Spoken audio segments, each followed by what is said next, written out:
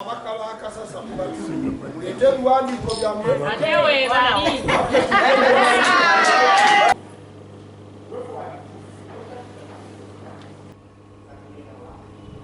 enjogerera omwami Kasasa Muhammad Gule yando natrespasinga ku ttaka lye naye nze weyandoopa siinaawo na kibanja siinaawo kibanja okumanya amateeka tetugategeera nze weyandoopye zooni ndala nnyo nange embeera walala siinaawo kibanja n'olwekyo mbadde nsaba kooti nga bweri kooti egyenoonye wembeera mu zooni wembeera eryoke kakasa ekituufu yandoopye mu zooni fo nze embeera mu zooni n'olwekyo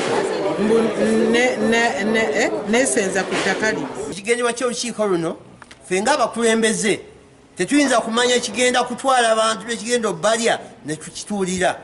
Information kasa twagifunye nti Kasasa atandise okutwala abatuuze mu kkooti n'abamu abanyazeeko ennyumba zaabwe nga tulina obbatuuza obbayita bonna tubanyonye ekigenda mu maaso kubanga ffe tuli bakulembeze tulina obbabuulya ebigenda mu maaso mu kitundu nekyekisooka. Ekyokubiri kwe kubeera nti tulina kkooti eya 21 abatuuze bagendeyo abatamanyi babeere nga beewulirira.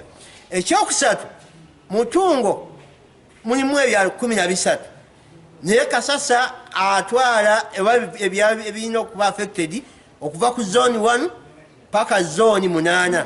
Zone 7 egwa Kitintale ne bwozibala zone 7 ne zone 7 yekina naye 8 yegwawa enside yeno Mutungo. So abantu aba bali mu zone ezo tuli bangi tuwe abantu abasuka emitwalo 10 n'okusoba abajje kuba affected. Mukulu obahondo omayanja tumwenyeza tino ensonga z'amataka zibeera mu direct era tusaba ajje tusinkane naye wano nga abatuuze ba Mutungo abantu ba Mutungo parish oba balina ensonga zino zitukwatako tumuwulirize naye atuwulirize tufune solution egenda tuyamba. Zino ensonga siza kooti yokka zikwata ne kooti n'abakulembeze ffe bali mu bifo okutuyamba naddala minisita wa lands akuba ensonga ya ttaka ekwata ku nsonga y'amataka ate naye ayambye nnyo abantu abalala mu disitulikiti endala ne pooti bwe yatuyamba luzira twagala naffe aba Mutungo ono mayanja ajja tuyambe tukwasaganye ensonga emu abantu beebake bulungi.